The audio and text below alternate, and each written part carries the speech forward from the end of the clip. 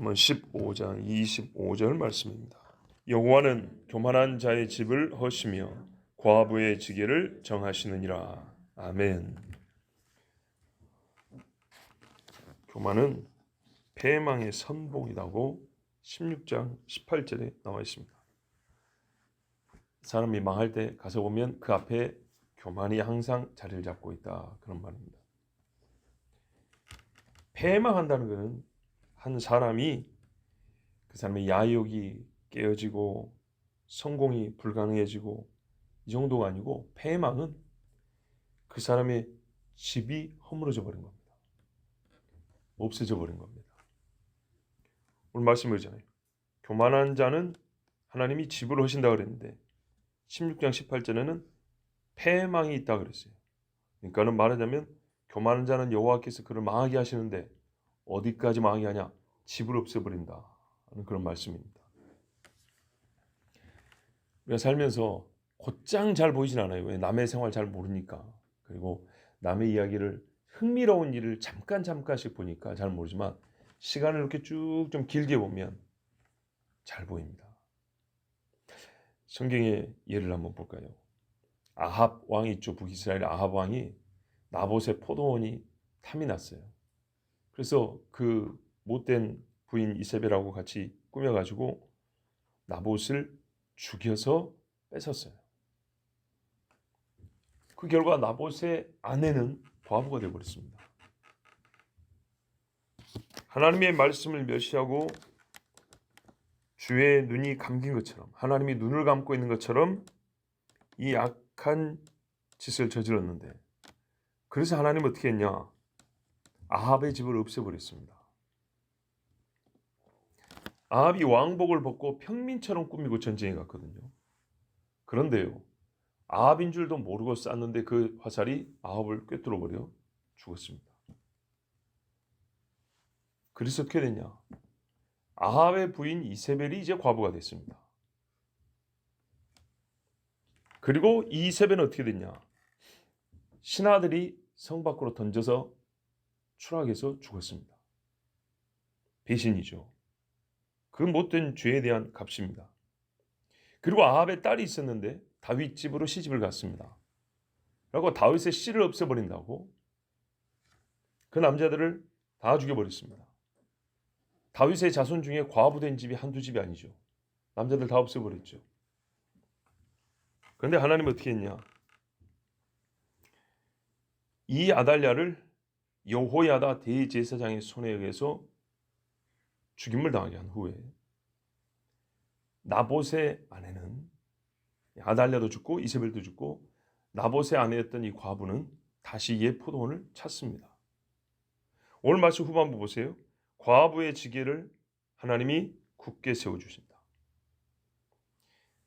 교만한 자의 집은 허물어버리고 과부의 땅의 경계는 하나님이 정하여 주신다. 다시 찾아주고 굳건하게 해줘서 누가 손못대게 한다. 아합이 나봇을 죽여서 나봇의 부인을 과부되게 만들고 땅을 뺏었는데, 하나님은 아합의 집을 허물어버리고 나봇의 포도원을 다시 되찾게 해줘서 그 과부가 남편의 이름으로 물려받은 땅을 그대로 다시 소유하게 하셨습니다. 하나님은 그렇게 하십니다. 이 일보다 조금 이른 시기에 어떤 일이 있었냐면, 역시 아합 시대인데요. 3년 반 가뭄하고 기근이 아주 극심할 때 저기 시돈 땅에 한 과부가 아들하고 딱 한 끼 먹고 죽을 밀가루가 있었어요. 그래서 기름 몇 방울에서 이 떡을 구워 먹고, 성경 보면 이것 먹고 죽으려 했다 그랬어요. 먹을 게 없으니까요. 그런데 참 이 비참한 상황에서 하나님이, 엘리야가 그냥 간 게 아니고 하나님이 엘리야 보고 그 집으로 가라 그럽니다. 열왕기상 17장 8절을 보면 여호와의 말씀이 엘리야에게 임하여 이르시되 너는 일어나 시돈에 속한 사르밧으로 가서 거기 머물라. 내가 그곳 과부에게 명령하여 내게 음식을 주게 하였느니라. 하나님이 직접 과부에게 안 나타났습니다. 과부에게 좀 있으면 엘리야가 올 테니까 빵 만들어 준비해놔라, 이런 말 안 했어요. 이게 무슨 말일까? 과부는 전혀 모릅니다. 근데 하나님은 과부에게 명령하셨다 그랬죠. 엘리야가 가서 요청하면 주게 그 마음을 하나님이 붙들고 계신다 이 말입니다. 그래서 어떻게 됐습니까? 엘리야가 가서 처음에는 물을 달라 그럽니다. 물을 줬습니다. 그 다음에는 빵을 달라 그럽니다. 그러니까 이 여자가 말합니다. 물 한 바가지도 아까운 시절인데 내가 물을 줬으면 됐지. 무슨 빵을 달라 그러냐. 그런데 엘리야가 말하죠. 그래도 나에게 먼저 달라. 그런 다음에 너와 네 아들이 먹을 것이야. 먹을 게 있어야죠. 그런데 이런 말도 안 되는 소리를 합니다. 그런데 이 여인이 엘리야의 말대로 합니다. 그래서 어떻게 됐죠? 그 집에 밀가루와 기름이 마르지 않습니다. 과부의 집 아들 하나 있는데 그 집이 보존이 됩니다. 그걸로 끝이냐? 이 아들이 얼마 있다 병 걸려 죽어버립니다.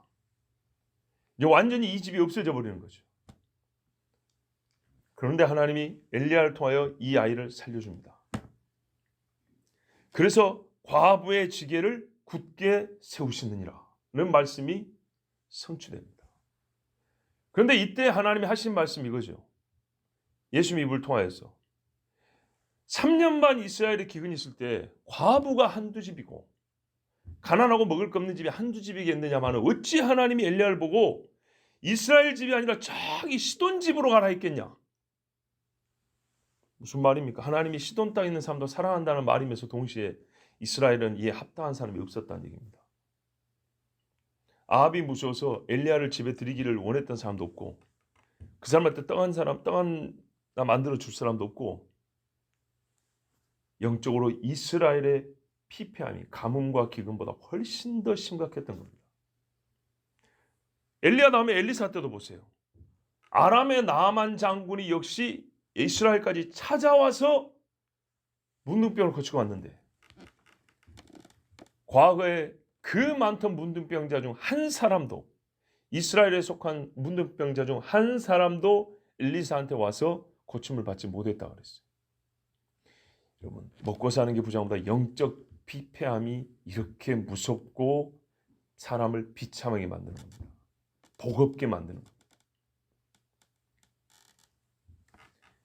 이 아들이 먹을 양식과 그 생명까지 하나님이 다 지켜주심으로써 과부는 땅도 지키고 자기 남편의 이름으로 이어지는 집도 지키고 뭘 해서요?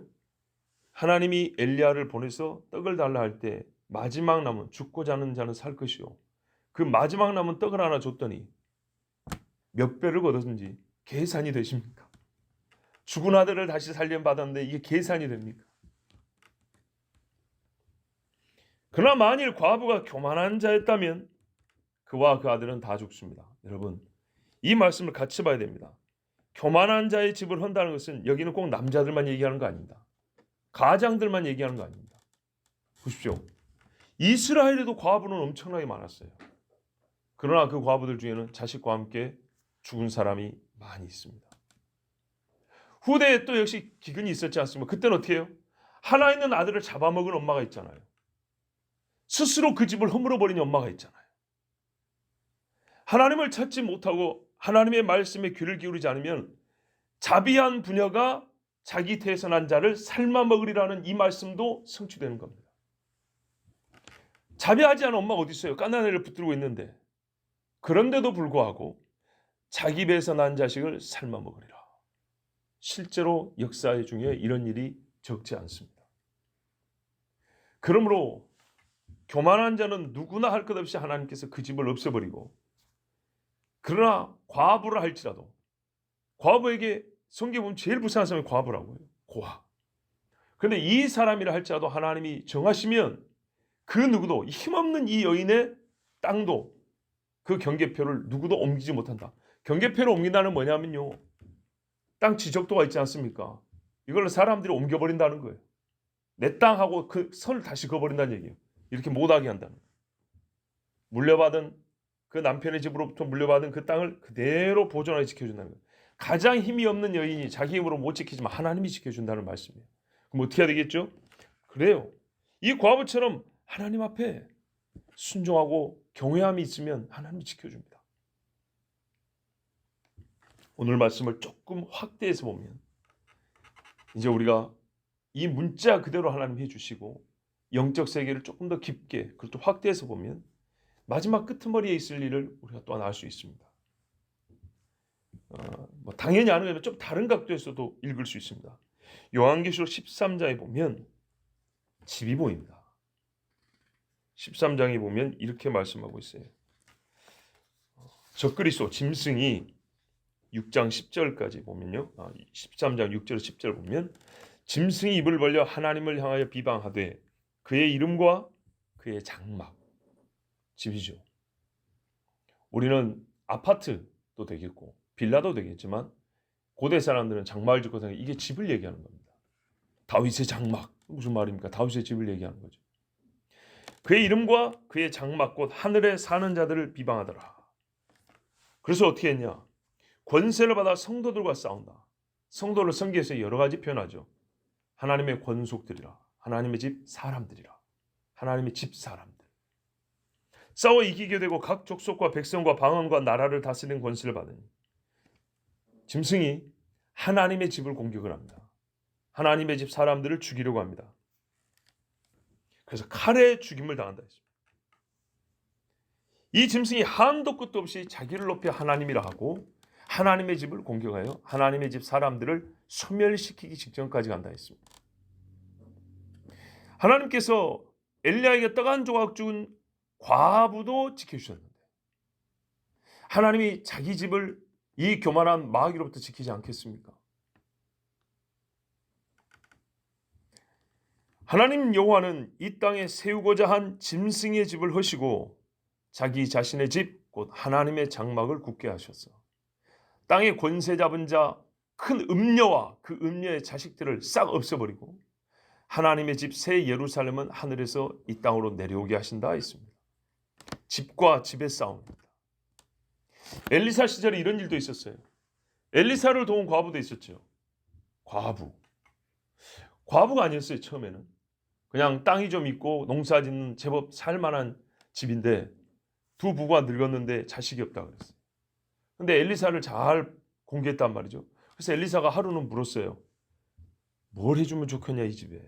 그랬더니 그 종 게하시가 하는 말이 선생님 이 집에 부부가 늙었는데 아들이 없습니다. 아 그래. 그럼 부인을 좀 오라 그래라. 내년 이맘때 너에게 아들이 있을 거다 그랬어요. 아이고 아브라함 흉내 내지 마시고 나이가 몇 살인데 괜찮습니다 그랬어요. 아니 내년에 아들이 있을 거다 그랬어요. 근데 진짜 아들을 낳았어요. 얘가 자랐는데 엄마 아빠가 밭에서 일하는데 와가지고 아이고 머리야 아이고 머리 하는 거예요. 이걸 보고 아버지 머리를 만지면서 내 머리야 이렇게 장난친 게 아니고 자기 머리가 아프다는 얘기였어요. 그리고 아이고 내 머리야 이러니까 아버지가 일하니까 바쁘니까 엄마한테 가 있으라 그런데 죽어버렸어요. 요즘 말하면 종양이나 됐겠죠. 뇌종양이나. 그러니까 이 여인이 엘리사가 저기 멀리 있는데 나귀를 타고 찾아가잖아요. 참 대단하죠. 자기 아들 살려내라고 그런 겁니다. 자, 그래서 어떻게 해요? 엘리사가 찾아가서 하나님께 기도하고 다시 살려냅니다. 자, 그것만이 아닙니다. 전쟁이 일어나고 기근이 있고 해가지고 피난을 갔어요. 피난을 간 동안에 남편도 죽고 이제 이 엄마랑 아들만 남았는데 재산이 다 다른 사람한테 탈취를 당하고 없어져 버렸어요. 왕도 바뀌었어요. 그때 이 엘리사의 종 게하시가 새 왕 앞에 가가지고 옛날 엘리사 이야기 이제 들려주고 있는 중이에요. 옛날 이야기. 옛날에 우리 엘리사 선생님이 이럴 때 저럴 때 막 하고 있는데 무슨 얘기까지 했냐면 그때 그 어떤 집에 맨날 우리 밥 먹으러 가고 우리를 잘 공부했던 집이 있는데 그 집에 아들을 줬고 참 죽은 아들까지도 살려낸 그런 일이 있었다고 딱 요 이야기 하고 있는데 그 과부가 들어온 거예요. 왕한테 탄원한다고 순수한테 들어왔는데 딱 그 차례 게하시가 깜짝 놀라요. 바로 저 여자입니다. 저 여자. 뭔 일이냐 했더니 피난 갔다 돌아오니까 땅이 없어져 버리고 집도 없어져 버리고 나하고 아들하고 둘이 남았는데 과부잖아요. 먹고 살 길이 없습니다. 우리 땅을 다시 찾아주십시오. 엘리사의 종이 지금 딱 얘기하고 있는 그 여자를 하니까 왕이 그 자리에서 신하들의 명령에서 이 여인의 땅을 그 본래 남편 땅 그대로 다시 다 찾아줘라. 이렇게 말했단 말이죠. 보십시오. 그냥 과부가 아니고 다 그들이 믿음이 있고 믿음에 따른 행위가 있었어요. 이 사람들은 죽기 일보 직전에 하나님이 다 살려주고 그들의 본래의 땅을 회복하여 줍니다. 마지막 때도 마찬가지예요. 이 땅에 큰 음녀가 낳은 짐승의 자식들 있어요. 그리고 하나님의 집에 가는 하나님의 자녀들이 있어요. 싸웁니다. 그러나 세상의 관점으로 볼 때는 믿음의 사람들, 하나님의 집 식구들이 자꾸 소멸해가고 없어지고 집니다. 그래서 나 혼자 남았는가 이렇게 생각될 때가 있습니다. 그러나 그때에도 이 과부들처럼 아무것도 없지만은 엘리야와 엘리사를 본다는 것은 곧 하나님을 경외했다는 뜻입니다. 그래서 그들의 믿음을 보시고 하나님은 이 어려운 때에도 세상 그 누구도 도와줄 리가 한 명도 없지만 하나님께서 그들을 도우사 힘 있는 자들의 손을 끌어다가 그 과부들의 땅을 찾는 데 쓰게 하세요. 얼마나 하나님 멋집니까? 하나님은요. 그래서요. 교훈으로만 이런 원리가 있어. 아니에요. 성경에는요. 항상 말씀에 신뢰가 들어있어요. 신뢰가 없는 실제 사건이 없는 교훈이나 계시는 하나도 없어요. 다 있어요. 그것은 곧 우리 삶에 실제로 우리가 눈을 못 떠서 하나님 말씀에 관심이 없어서 성경이 뭐래요? 그러한가 하여 찾아본다 그랬어요. 예. 어딥니까? 베레아 사람들은 뭐라 하냐면 말씀이 그러한가 하여 연구하고 찾아본다 그랬는데 우리는 들은 다음에 하면 그러한가 하여 실제를 보면 되지 않습니까? 여러분도 가끔 설교 들으면 조금 놀랄 때가 있을 겁니다. 여러분보다 제가 나이가 훨씬 어린데도 불구하고 저런 실제 생활을 어떻게 할까? 어디서 들었을까? 그런 경우들이 가끔 있죠. 그거는요. 30살 안 먹어도 알 수가 있어요. 하나님의 말씀이 그러한가 하여 좌우만 살짝 돌아보면 20살짜리도 알 수 있어요. 무심히 넘어버리면 60이 돼도 몰라요. 그런데 말씀이 그렇구나 하고 믿고 눈을 보면 20살짜리도 다 볼 수 있어요. 그래서 이건 나이의 문제가 아니에요. 경험의 문제도 아니에요. 우리가 다 경험해봐서 압니까? 아닙니다. 사람은 경험 이전에 깨달을 수 있는 능력을 하나님 주셨어요. 지옥을 가봐야 뜨거워하고 벗어납니까? 천만의 말씀입니다.